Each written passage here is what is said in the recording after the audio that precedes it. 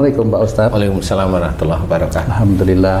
Assalamualaikum Pak Haji. Waalaikumsalam Pak Tun. Video kali ini nanti kami akan mencoba bertanya kepada guru kita semua Pak Ustadz Danu mengenai satu hal yang umum sekali terjadi ini Pak Ustadz, mengenai kesemutan. Kesemutan itu bisa di tangan, bisa bahkan saya punya seorang teman nih Pak Ustadz, pernah dia mengalami kesemutan tuh di daerah kepala Pak Ustadz. Kita juga agak ngeri-ngeri sedap tuh kesemutannya di daerah kepala ya. Nah sebenarnya kesemutan itu yang katanya ya, kata teman-teman itu juga entah kolesterol seperti itu Pak Ustadz. Katanya banyak makan jeroan, banyak makan jeroan, sate gitu. Sebenarnya kesemutan itu sendiri penyebabnya kira-kira bagaimana Pak Ustadz? Mohon penjelasan nih kami Pak Ustadz. Bismillahirrahmanirrahim. Assalamualaikum warahmatullahi wabarakatuh. Waalaikumsalam warahmatullahi wabarakatuh. Amin ya rabbal alamin. Ya memang menurut catatan itu kolesterol itu termasuk ibunya penyakit lah. Ya termasuk lah ibunya penyakit yang menjadikan berbagai macam penyakit itu kolesterol. Menurut yang meneliti ya, kalau saya nggak tahu. Tapi memang bisa aja. Nah kolesterol itu bisa aja seperti tadi kesemutan di jari-jari tangan, kebas-kebas seperti itu bisa. Kemudian di kaki, jari kaki, kemudian yang naik sepeda motor itu agak lama dikit itu kebas itu. Betul. Itu bisa aja itu kolesterol. Kalau cek di lab itu kolesterol, ya insya Allah itu betul kolesterol ya. Nah bagi yang kayak kesemutan di kepala saya tidak tahu persis itu ya, karena kalau kesemutan di kepala itu kan kamu tadi cerita juga nggak lengkap menurut saya ya Tung ya, nggak lengkap karena apa, kamu tanya apa, cerita apa, kemudian datanya bagaimana, kan menurut saya nggak lengkap, jadi tidak bisa dikategorikan itu kolesterol. Saya nggak bisa cerita, tapi kalau relatif yang kesemutan di jari-jari tangan itu bisa aja itu mengacu pada kolesterol yang tinggi. Kemudian juga pada leher katanya agak kaku itu bisa, jari-jari kaki kemudian agak dingin itu bisa. Tapi lebih bagusnya lagi kalau itu ada tes lab istilahnya, sehingga itu mengacu pada ini kolesterol benar atau hanya sekedar ada sesuatu memang ya. Jadi umpamanya pada waktu di tes lab itu kolesterol, jarinya semutan, kemudian tes lab dia kolesterol, ya itu memang betul kolesterol, tes darahnya. Tetapi yang bikin kesemutan ini walau a'lam ya, nggak ngerti pemicu awalnya itu, karena saya menangani banyak juga pasien itu yang tangannya kesemutan pada waktu tes lab normal. Bukan kolesterol. Bukan kolesterol, tapi saya bingung dia. Dokternya juga karena dokter itu mengandalkan apa bunyi lab tidak ada kolesterolnya, nggak dikasih obat kolesterol otomatis. Nah, di sini tetap hampir sama, hampir mirip. Yang satu tangan kesemutan, tes labnya kolesterol. Yang satu tangannya kesemutan, tes labnya tidak kolesterol. Nah yang kolesterol bisa, nah ini yang kolesterol khususnya. Yang kolesterol itu biasanya orang yang terkena adalah orang yang biasanya hatinya kaku, eyel-eyelan, senengannya eyel-eyelan. Jadi diskusi itu selalu eyel-eyelan lah istilahnya. Dan ada rasa yakin benar di dirinya, kayak mau menang sendiri gitu ya, bisa menang sendiri, merasa benar, kemudian eyel-eyelan setiap kali ngobrol dengan orang itu relatif eyel-eyelan. Kemudian ada juga prinsip, kalau udah punya prinsip kaku, dia nggak mau diberi masukan oleh orang lain. Nah tidak mau diberi masukan oleh orang lain, inilah yang sebenarnya menjadi prinsip utama rusaknya salah satu organ, sehingga terdeteksi oleh lab itu kolesterolnya naik. Jadi kalau orang yang kaku, jadi kalau punya prinsip itu kaku, agak lebih sulit menerima masukan orang lain, nah itu relatif kolesterol. Wah, kayaknya saya itu Pak Ustadz. Relatif kolesterol, relatif ya, dan itu tidak menjadikan tangannya harus kesemutan dulu baru kolesterol, tidak harus. Jadi kondisi biasa pun nggak kesemutan, kalau dites darah kolesterol. Seperti itu. Tanpa ada tanda-tanda fisik gitu Pak Ustadz ya? Iya, biasanya tidak ada tanda-tanda fisik. Cuma kalau pas lagi seseorang itu ambruk, sakit kan biasanya baru tes darah nih.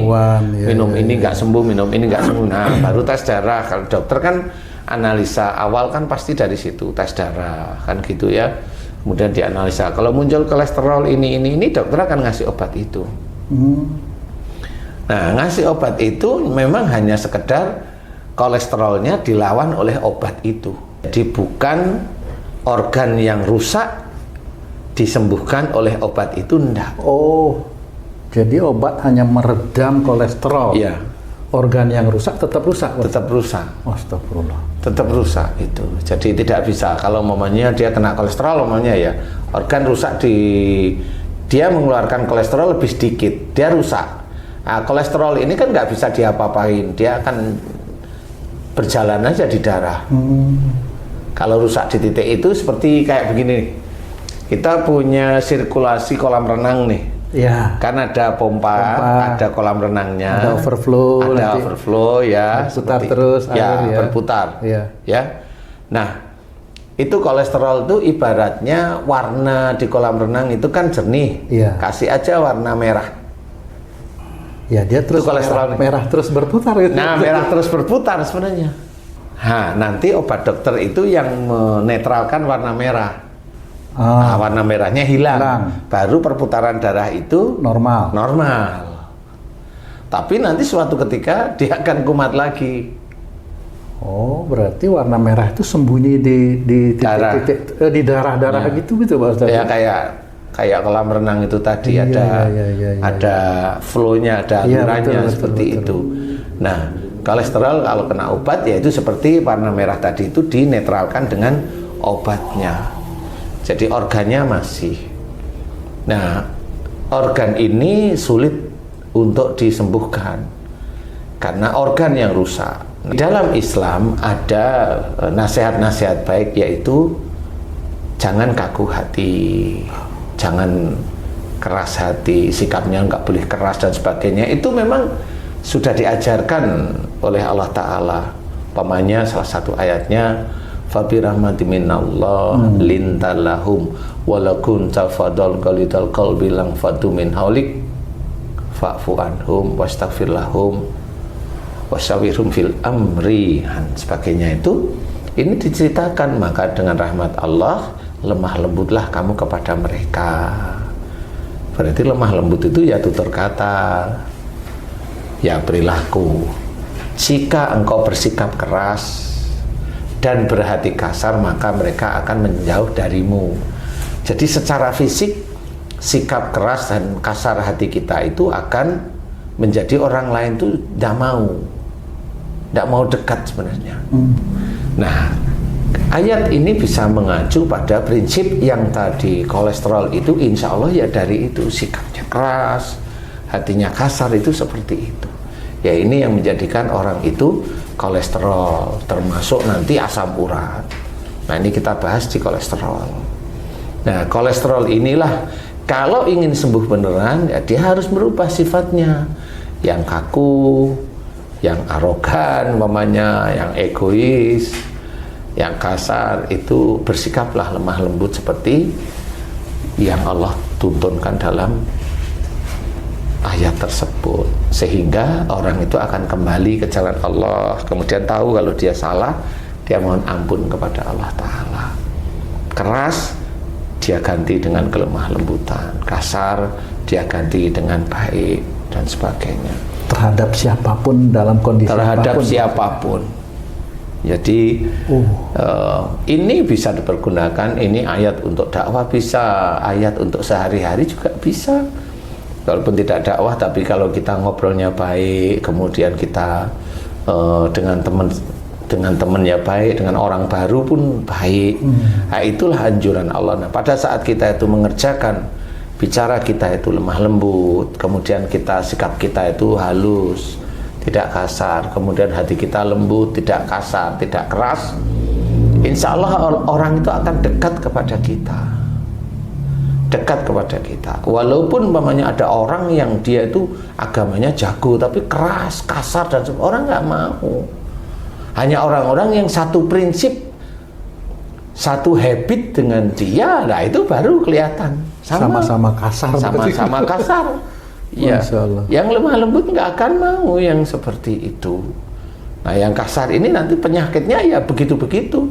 Ada yang stroke, ada yang jantung koroner, ada yang gula darahnya tinggi, ya begitu-begitu itu sebenarnya. Nah, bagi kita yang memang cinta kepada Rasulullah Muhammad SAW, kita ngikutin cara-cara Rasul, yaitu lemah lembut, bersikap kita itu tidak keras, hati kita tidak kasar, seperti itu dilakukan di mana saja, baik di rumah tangga, dengan istri, dengan suami, dengan anak belajar, kemudian dengan orang tua, apalagi relatif kita itu nurut. Kalau mamanya kita sebagai ibu rumah tangga dilihat suaminya baik, ya nurutlah, kan gitu ya. Nah, bagi bapak-bapak atau kita sebagai imam, ya kita lihat mamanya istri kita itu baik, ya hormatlah. Kalau istri kita kurang baik, nasihati. Kalau kurang baiknya itu lebih kenceng, ya kalau nasihati agak lebih keras dikit, tapi niatnya karena Allah, bukan keras karena nafsu. Karena banyak orang tidak tahu keras karena Allah sama keras sama nafsu itu beda. Kalau keras karena nafsu, biasanya dia ingin orang itu ngikutin dia. Tapi kalau keras karena Allah Ta'ala, ini bagi suami istri ya, karena kalau ke orang lain nggak bisa keras itu. Iya. Bagi istri yang harus dikerasin, karena dia tahu besok ini saya sebagai imam itu bertanggung jawab di akhiratnya untuk istri saya. Sehingga ada keras, tahu bahwa ini saya harus keras dengan istri saya, kalau enggak saya akan ditanyain besok oleh Allah Ta'ala di akhirat. Nah, itulah keras kepada istri karena Allah. Dan itu tidak menjadi penyakit, insya Allah. Nah, insya Allah enggak. Dan kalau momennya masih belum, dia serahin sama Allah Ta'ala. Kalau momennya belum, kemudian masih ngeyel, dia marah, nah itu kerasnya nafsu, bukan keras karena Allah. Jadi banyak orang muslim yang tidak paham di titik-titik itu. Saya kan baik, menyuruh dia sholat, tetapi dia nggak mau, ya marahlah saya. Nah, ya marah itu yang tidak boleh. Menyuruh sholat boleh. Kan gitu. Makanya jangan memaksa. Di dalam agama Islam itu ya seperti itu. Itu untuk dakwah, itu untuk orang kafir ayat itu, untuk orang non muslim. Iya, sama seperti untuk orang muslim pun memang tidak boleh memaksa. Karena intinya dalam berdakwah itu adalah Allah yang memberikan hidayah, bukan kita yang memberikan hidayah. Kita hanya memberikan aja pelajaran kepada mereka. Mereka nerima, alhamdulillah. Nggak menerima, ya alhamdulillah, gitu aja. Tidak perlu kita itu merasa bahwa saya berdosa, kalau enggak ada. Allah sudah menulis dalam Quran. Rasul pun tidak usah bersedih hati jika mereka itu tidak menyembah kepada Allah, kan begitu kata Allah Ta'ala. Jadi tidak bertanggung jawab Rasulullah. Makanya kita juga sama, cuma kalau dengan istri, nah ini kita terikat sebenarnya. Beda dengan kita itu dakwah di luar, kita terikat karena apa? Kita sebagai imam yaitu mengikat istri kita itu yang besok akan kita bertanggung jawab di yaumul hisab. Jadi nanti akan ditanyain, istrinya ditanyain sama Allah Ta'ala, kenapa kamu enggak dikasih tahu sama suamiku gitu. Terus suaminya juga nyaut, dikasih tahu enggak mau denger gitu nanti. Ya, kan enggak mungkin itu ya Pak Ustadz ya. Atau sama seperti kamu, kenapa kamu ngelakuin itu? Ya saya nggak mau dikasih tahu sama suamiku. Loh, kenapa? Habis suamiku sering marah sama aku, kan gitu juga, sama aja sebenarnya semuanya. Makanya harus hati-hati di dalam dakwah, di dalam keluarga. Itu kesulitan, sangat kesulitan sekali. Tetapi kalau di dalam keluarga ini insya Allah di hadapan Allah Ta'ala mampu, ya semuanya di sekitarnya selesai. Kalau saya mendengar tadi penjelasan Pak Ustadz, berarti potensi terbesar penyebab munculnya penyakit itu dari lingkungan keluarga kecil itu sebenarnya Pak Ustadz. Ya, Kalau tidak mau mengendalikan nafsu seperti itu ya Pak Ustadz ya. Iya. Jadi harus memaksa isi harus ini namanya. Memaksa anak harus seperti ini, memaksa orang tua juga harus seperti ini. Enggak, salah. Ma orang tua lupa. Salah Pak, salah Ma. Ini. Nah, kan salah itu. Ya akhir itu memicu kolesterol itu akan muncul karena organ di titik tertentu di hati itu rusak organ itu, dan itu nggak bisa diperbaiki kecuali dia tobat kepada Allah Ta'ala, karena yang punya hati itu Allah. Tertarik dengan lemah lembut dan tidak keras hati, ini hubungan antara orang tua dengan anak nih Ustaz, karena ada penggemar kita yang selalu minta titip pertanyaan nih Ustaz nih. Dia memang kaku nih, dia mengakui sendiri nih, seorang bapak nih kaku nih, ngakuin sendiri. Namun sekarang sudah mulai lembut hatinya karena sering dapat nasihat dari Ustadz melalui YouTube-nya. Persoalannya adalah anaknya ini kalau dinasehatin malah galakan anaknya. Nah, bagaimana sifat saya yang sudah mulai lemah lembut tiba-tiba terpacu lagi untuk emosi. Nah, akhirnya dia berusaha untuk mengalah. Nah, sifat mengalah di sini apakah nanti dia kena dosanya atau gimana, Ustaz? Iya. Sebenarnya ini yang sampai saat ini belum terpecahkan oleh saudara-saudara muslim. Oleh guru-guru kita itu belum terpecahkan. Sebenarnya anak yang melawan tadi insya Allah itu kan dari genetik orang tuanya. Dulu orang tuanya keras kan gitu. Akhirnya oleh Allah Ta'ala diuji. Makanya anak ujian bagi imam, istri ujian bagi imam, harta ujian bagi semuanya dalam keluarga. Itu sudah diceritakan di dalam Quran. Makanya ujian ini harus dicari. Kalau anaknya lebih angker daripada ayahnya umpamanya, itu dicari dari mana. Nah, kalau memang itu dari sifat ayahnya atau dari sifat ibunya, dilihat kok berani kayak gini, kayaknya saya deh, umpamanya bapaknya nih, oh ini saya kayaknya dulu saya nggak ada yang saya takutin, keras, ngawur, omongan kacau dan sebagainya. Nah, di titik itulah hidayah Allah itu diberikan kepada orang tuanya, sehingga punya ilmu bahwa oh berarti kalau anak saya seperti ini, berarti ini genetik, bukan kesurupan jin yang akhirnya dibaca-bacain agar anak itu takluk, bukan itu. Banyak pergi ke orang pintar supaya anaknya nurut. Supaya anaknya nurut, bukan itu. Itu bukan ujian untuk orang tuanya, malah jadi masalah berikutnya. Ya kalau yang dibaca-bacain itu benar, yang diajarkan oleh Rasulullah Muhammad SAW. Kalau salah itu kan musyrik nanti. Dan musyrik itu dipertanggungjawabkan nanti sampai di yaumul hisab. Nggak boleh main-main, ya, nggak boleh main-main. Jadi harus berpikir bahwa anak yang keras tadi berarti dari genetik orang tuanya. Nah, kalau orang tuanya sudah paham, orang tuanya fokuslah setiap sholat mohon ampun, siap tahajud mohon ampun, terus menerus. Makanya ajaran dari Allah Ta'ala wabil asarihum yastaghfirun itu benar. Dan di penghujung malam mereka selalu memohon ampun. Memohon ampun itu enggak cuma untuk diri kita sendiri. Kita mencetak anak kita mirip perilaku jelek kita, itu pun kita harus mohon ampun kepada Allah Ta'ala.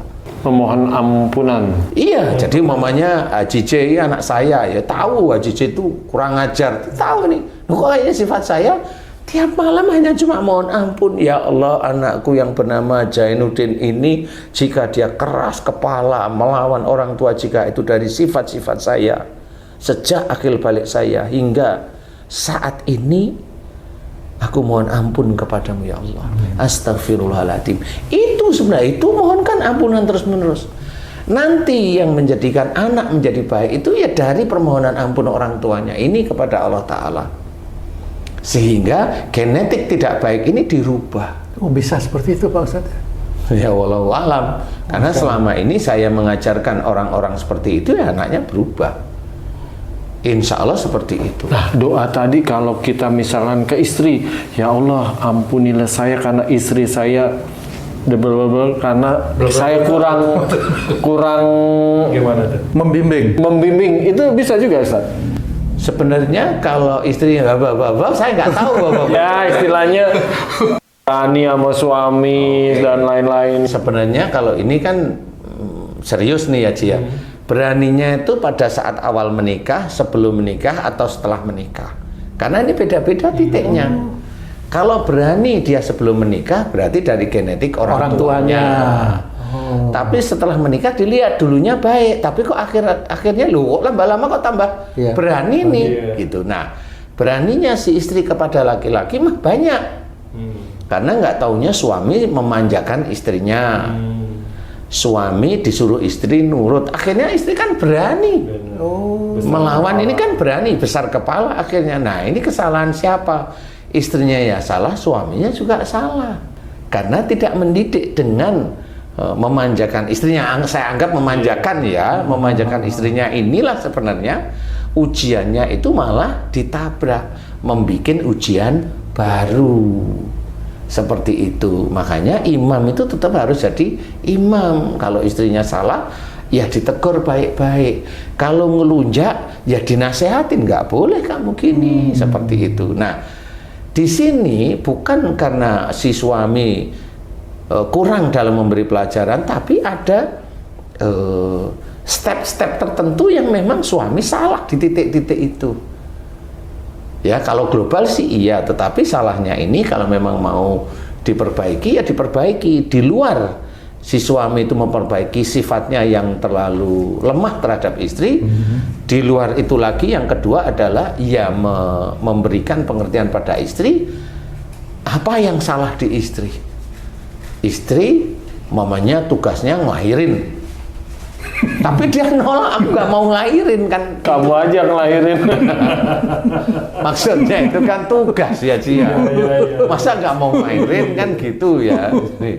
Nah itu kan salah menurut nasnya, istilahnya sebagai seorang istri. Sudah kodrat itu. Iya, sudah kodratnya, maksud saya kok nasnya sih, sudah kodratnya sebagai seorang istri itu seperti itu. Mamanya diminta tolong suaminya bikin kopi.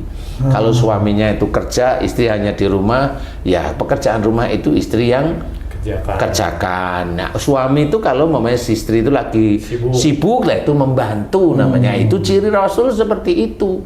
Bukan kerjaan istri diganti suaminya. Lah ini suaminya kelewatan masalahnya. Nah, ada kesalahan suami pada Allah Ta'ala, ada juga kesalahan istri pada Allah dan juga pada suami. Double jadinya. Gitu Ji. Jadi yang seperti itu boleh didoakan, tetapi juga harus ditegur.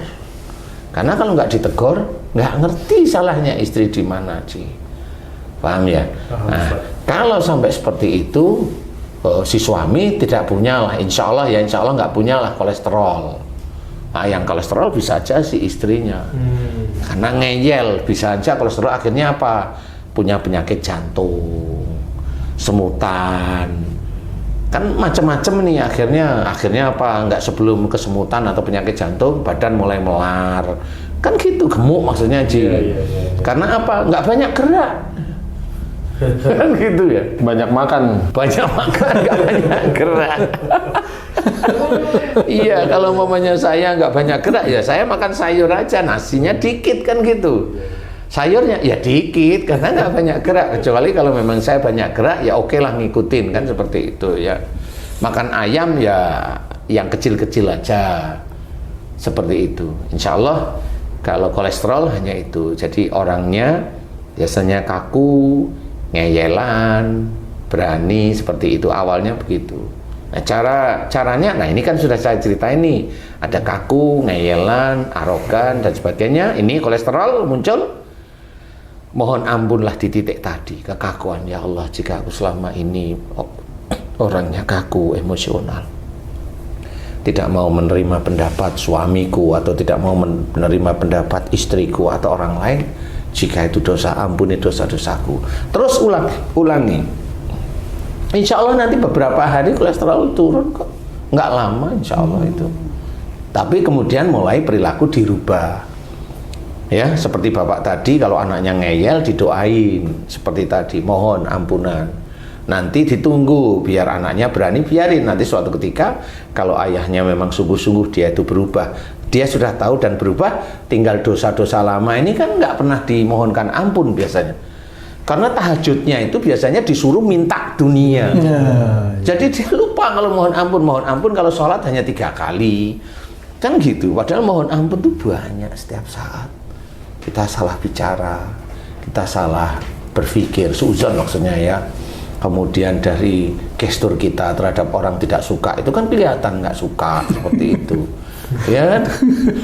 Kemudian melamun yang dulu-dulu terjadi dilamunkan lagi. Maksudnya supaya apa tuh, Ustaz? Ya supaya teringat lagi gitu. Terulang lagi padahal salah terulang lagi. Jadi itu kan ya salah ya. Nah, ini harus dimohonkan ampunan semuanya. Jadi mohon ampun itu tidak sekedar hanya cuma astagfirullahaladzim, tapi kalimat dengan kalimat yang jelas. Ya Allah, jika anakku kurang ajar, berani dengan orang tua, ini, jika itu dari dosa-dosaku dulu ya Allah yang aku lakukan sejak akil balik hingga saat ini, di mana aku juga dulu berani dengan orang tuaku, kan sama itu prosesnya sebenarnya. Jadi ujian orang tua itu dari anak itu salah satunya. Bukan terus anaknya diambil taruh pesantren, ini nggak bisa. Dan dia pasti punya seperti itu. Makanya kenapa banyak pejabat-pejabat yang kelihatannya itu sholat Jumat aktif, sholatnya tertib, ya korupsi ya begitu itu karena memang dia sekolahin pintar ya begitu itu, sekolahin pintar. Bukan sekolah yang kenal dengan Allah Ta'ala, kan seperti itu ya. Mudah-mudahan ini bisa menjadi gambaran bagaimana menyelesaikan kolesterol dengan ringan di hadapan Allah Ta'ala, mohon ampun dan berubah. Jadilah seseorang hamba Allah yang lembut bicara, tidak emosional, tidak kaku, tidak merasa benar. Kalau disalahkan sama orang, ingat, oh ini ujian saya, iya ditunggu aja, dibiarin aja disalahin sama orang, nggak apa-apa kok. Wong kita dengar kayaknya saya insya Allah nggak salah, dia aja yang merasa dirinya benar, ya sudah diem aja, nggak apa-apa. Nanti kan biar malaikat-malaikat Allah itu melakukan terhadap mereka dan melakukan sesuatu kepada kita. Apa? Termasuk amal solehnya, kalau dia punya diberikan kepada kita.